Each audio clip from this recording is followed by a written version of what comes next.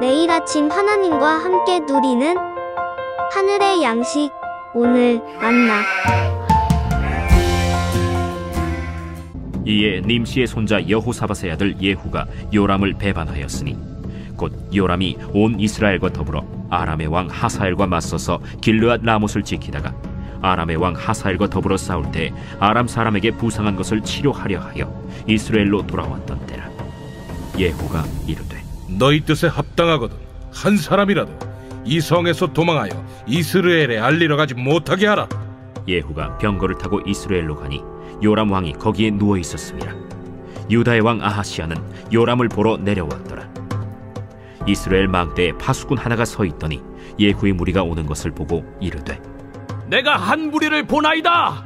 요람이 이르되 한 사람을 말에 태워 보내어 맞이하여 평안하냐 묻게 하라. 한 사람이 말을 타고 가서 만나 이르되 왕의 말씀이 평안하냐 하시도이다. 예후가 이르되 평안이 내게 상관이 있느냐? 내 뒤로 물러나라. 파수꾼이 전하여 이르되 사자가 그들에게 갔으나 돌아오지 아니하나이다. 다시 한 사람을 말에 태워 보내었더니 그들에게 가서 이르되 왕의 말씀이 평안하냐 하시도이다. 예후가 이르되 평안이 내게 상관이 있느냐? 내 뒤를 따르라 하더라. 파수꾼이 또 전하여 이르되 그도 그들에게까지 갔으나 돌아오지 아니하고 그 병거 모는 것이 님시의 손자 예후가 모는 것 같이 미치게 모나이다. 요람이 이르되 메우라. 그의 병거를 메운지라. 이스라엘 왕 요람과 유다 왕 아하시아가 각각 그의 병거를 타고 가서 예후를 맞을세 이스라엘 사람 나봇의 토지에서 만나매 요람이 예후를 보고 이르되 예후야 평안하냐?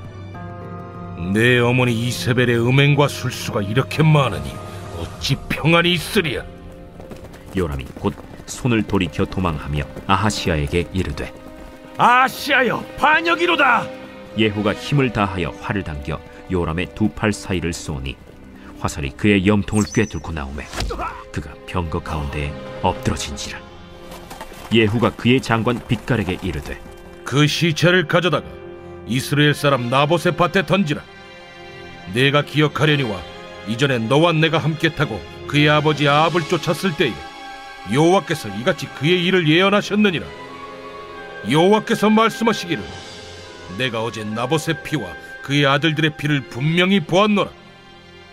여호와께서 또 말씀하시기를 이 토지에서 내게 갚으리라 하셨으니 그런즉 여호와의 말씀대로 그의 시체를 가져다가 이 밭에 던질지니라.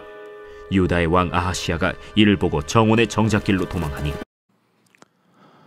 하나님께서 엘리사를 통해 예후에게 기름을 부으시며 아합 가문을 치라 명하셨습니다. 왜냐하면 이세벨이 하나님의 모든 예언자를 죽이는 일을 하나님께서는 기억하시고 계셨기 때문이죠.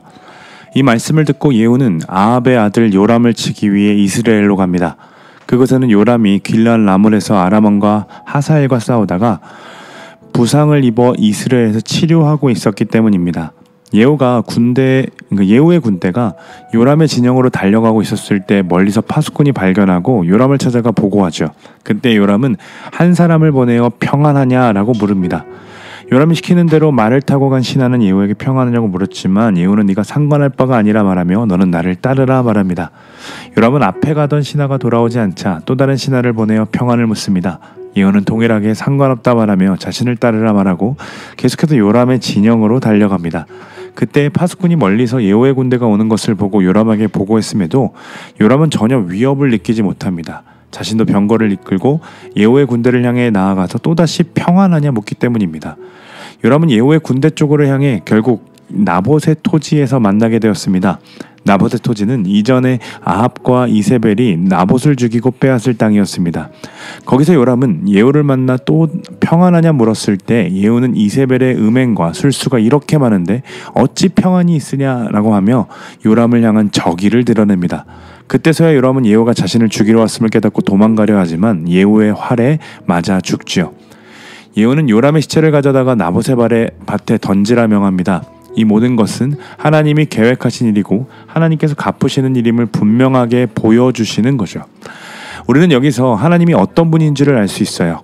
하나님은 나봇의 비참하고 억울한 죽음을 하셨습니다. 잊지 않고 기억하고 계셨습니다. 또한 하나님은 공의로우신 하나님이시기에 분명하게 역사하셔서 심판하십니다. 여로보암부터 이어지는 북이스라엘의 아합 왕가는 자신의 힘으로 무언가를 이루려는 나라였습니다. 즉 스스로 번영을 이루기 위해 만든 나라였죠. 정말로 눈에 보기에 번영을 이루는 것처럼 보였습니다. 그러나 어떻게 됩니까?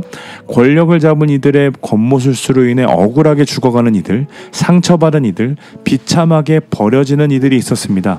그래도 번영은 유지되었고 잘 되는 것처럼 보였지만 하나님의 언약과 동떨어진 나라였기에 그들은 파국으로 치닫고 있음을 알 수 없었죠. 그 비참함을 요람의 모습을 통해 볼 수 있습니다. 그는 죽음의 그림자가 들이우는 순간에도 사람을 보내어 평안을 묻습니다. 그는 강력한 왕권을 가진 자처럼 보였지만 두려웠던 겁니다. 이것이 세상 권력을 가진 자들의 모순이지요. 힘이 있는 것처럼 보이지만 죽음과 심판의 두려움을 피할 수가 없는 거예요. 그는 계속해서 사람을 보내어 평안을 묻습니다. 또 예후를 앞에 두고도 나봇의 포도원에 자리하고도 여전히 그는 예후를 향해 평안하냐 묻습니다. 얼마나 처량합니까? 자신의 잘못과 하나님 앞에서의 죄성을 깨닫지 못하고 그저 사람에게서 오는 평안만을 구하는 모습이 참으로 처량하고 비참합니다. 그는 자신이 뿌린 씨앗들이 부메랑이 되어 날아올 것을 알지 못했습니다. 자신의 아비와 어미가 얼마나 약한 자들을 비참하게 만들고 무시해왔는지 또 죽여왔는지 그는 깨달았어야 합니다. 그러나 답습하고 사람에게서 오는 평안만을 구하며 번영을 꿈꿨죠. 결국 어떻게 됩니까? 바람에 나는 겨처럼 쉬이 날아가게 됩니다. 하나님은 분명히 기억하시고 갚으시는 분이시기에 예후를 통해 심판의 활을 날리셨고 그의 가슴에 꽂히게 합니다. 사랑하는 여러분, 오늘 본문은 우리를 향해 분명하게 말씀하고 있습니다. 우리에게도 아합의 모습이 있지는 않습니까?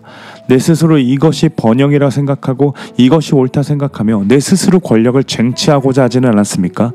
그로 인해 누군가를 비참하게 만들고 억울하게 만들지는 않았습니까? 그의 평생의 수고와 아픔과 고통을 외면하고 내 실리와 이익을 챙기기 위해 인색하게 누군가를 대하며 여전히 내가 옳다고 생각하고 있지는 않았습니까? 그 모습이 바로 아합입니다. 하나님은 분명히 기억하시는 분이십니다. 그리고 심판하시는 분이십니다. 우리는 기억해야 해요. 아합처럼 살았던 삶을 하나님이 심판하실 수 있다는 것을 기억해야 하며 요람처럼 사람에게서 평안을 구하고 죽음의 그림자가 드리워도 깨닫지 못하고 끝까지 자신의 힘만을 의지하는 자를 하나님은 뿌린 대로 거두게 하신다는 것을 기억해야 합니다. 사랑하는 여러분, 우리는 그리스도인이며 우리는 하나님을 믿는 자들입니다. 우리는 뿌린 대로 거둔다는 말을 사실 믿지 않습니다. 그 말은 악인들에게만 해당되는 말입니다. 우리도 분명 뿌린 대로 거두었으면 우리는 처참하게 지옥에 갈 수밖에 없는 자들이었는데 하나님이 우리에게 그리스도를 주셨고 생명을 주셨고 그 핏값으로 뿌린 건 죄꿈에도 불구하고 죄밖에 없음에도 불구하고 의의 열매를 걷도록 하셨습니다. 그 은혜로 우리가 이렇게 기도하는 사람들이 되었고 그 은혜로 이렇게 좋은 교회에서 신앙생활을 할 수 있게 되었습니다. 그런데 여러분, 우리가 의지하고 있는 것은 무엇입니까? 여전히 세상의 논리로 삶을 해석하려고 하는 것은 없습니까? 여전히 이빠른 평안만을 구하며 누군가를 비참하게 만드는 것은 없습니까? 있다면 그리스도인답게 회개하십시오. 그리스도의 핏값을 기억하며 엎드리십시오. 그리고 다시 주님 앞에 나아가는 겁니다. 십자가 앞에 엎드리는 겁니다. 그 앞에서 내 자신이 얼마나 아합과 같았는지, 얼마나 요람과 같았는지 회개하는 겁니다. 그리고 그럼에도 불구하고 나를 위해 죽으시고 다시 사신 예수 그리스도의 사랑이 너무나도 깊어서 그분의 은혜가 너무나도 깊어서 우리도 우리를 부르신 삶의 영역에서 넉넉하게 살아내는 겁니다. 베풀고 세워주고 일으켜주고 보답하고 기억하며 사는 것이 바로 우리 그리스도인의 삶입니다. 긴 연휴를 보내고 모두가 피곤함 가운데 일자리로 나오게 될 것입니다. 만나는 이들에게 그리스도의 사랑을 먼저 아는 이답게 넉넉하게 베풀 줄 아는 우리 모두가 되기를 소망합니다. 그분의 사랑과 신실하심이 갚으시고 갚으실 것이기에 세상이 세운 기준에 목매이지 않고 하늘에서 신원해 주실 것을 기대하며 오늘도 부르신 자리에서 그리스도인으로 살아내는 저와 여러분이 되기를 간절히 소망합니다.